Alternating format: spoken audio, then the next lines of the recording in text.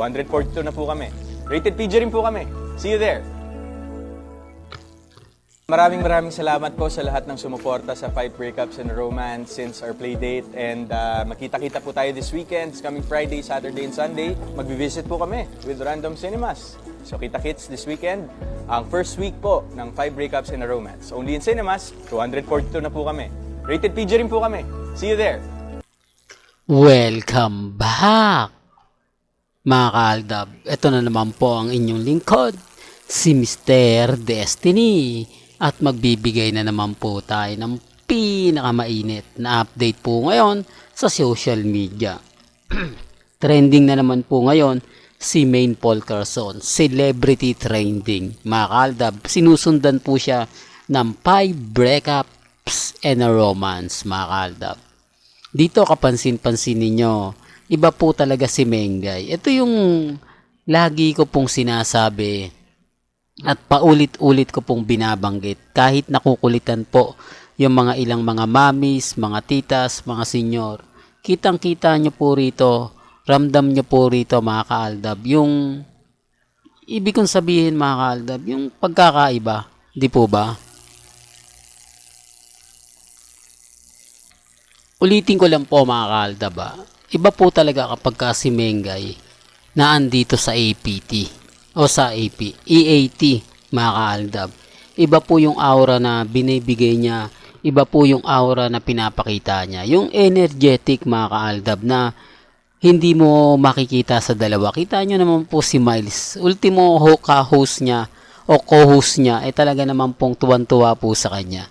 Di po ba? Yan ang masasabi natin na talagang bigay na bigay. Di po ba? Kasi kung titignan nyo po, kung papansinin nyo po yung apat, di po ba?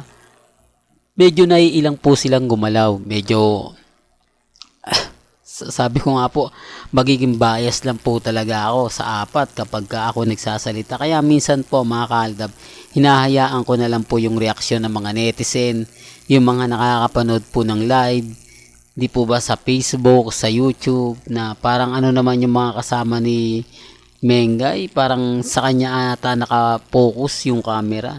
Di po ba? Sinasabi ko lang po ito para po sa kaalaman ng lahat, para lang po sa mga dumadaan at bumibisita po sa channel natin. Ako, masaya po ako dahil kahit papaano nabawasan po ang pighati ng mga mamis, mga titas, mga senyor na wala naman pong at hindi naman po umaayon sa mga armain at sa mga main fanatics, kahit alam naman po natin na si Mengay lang po talaga yung nagdadala. Real talk, ang taas na naman po ng ratings, ang bilis umangat ng ratings. Taliwas po sa mga sinasabi ng iba, di po ba? Ganyan po kaangas si Maine Paul Carson. Biruin mo, laging nagtitrending, laging pinagpepiestahan at laging pinag-uusapan. Wala man sa EAT o naandyan, siya pa rin po talaga yung bida. Kaya nga po yung ibang artista naiinggit po talaga kay Mengay. Di po ba? Hindi lang po talaga maganda, hindi po talaga siya binibigyan na magandang project, hindi pong parang binawasan na nga po talaga yung performance ni Mengay. Ibig kong sabihin yung paglabas niya sa telebisyon, di po ba, nawala ng main goals, tapos yung open 24/7 binigay pa kay Maha, parehas naman po silang kinasal, kuno si Maha legit yun. Si Mengay scripted. Oops, issue na naman yan, Mr. Destiny.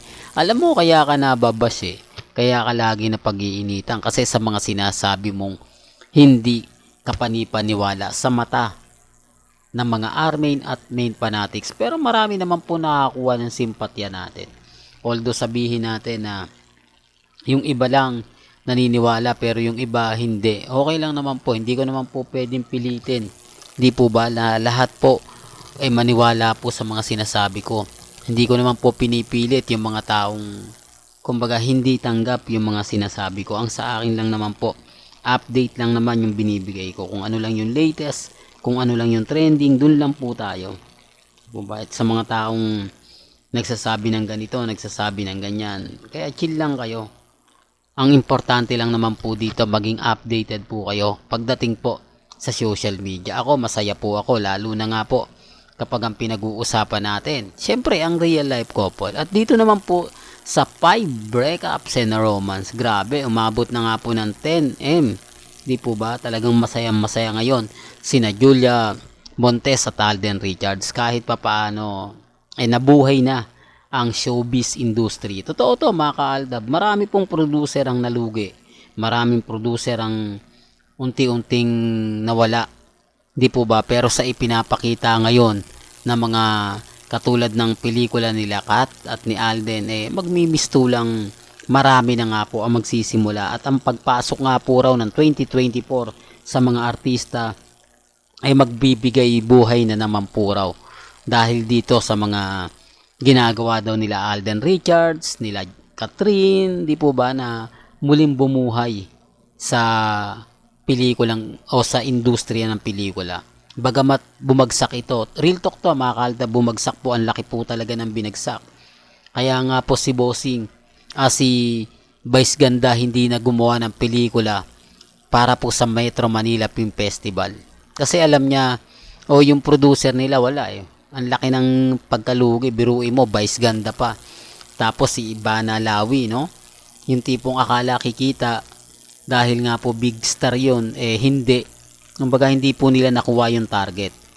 Ibig kong sabihin, hindi po talaga ganun kalaki na ibalik. Parang, kumbaga sabihin na natin na malaki pa rin ang pagkakalugi ng producer. Although, bayad po ang mga artista, pero pagdating nga po sa producer, sinasabi ko lang po ito para po sa kaalaman ng lahat. Baka sabihin na naman ng iba, magkomento yung iba, nako, fake news ka, Mr. Destiny.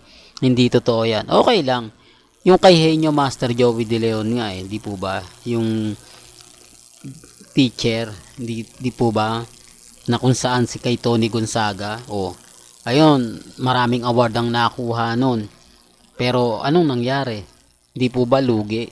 Hindi na nga po nasundan pa ng pelikula. Kasi ayaw na ng mga producer.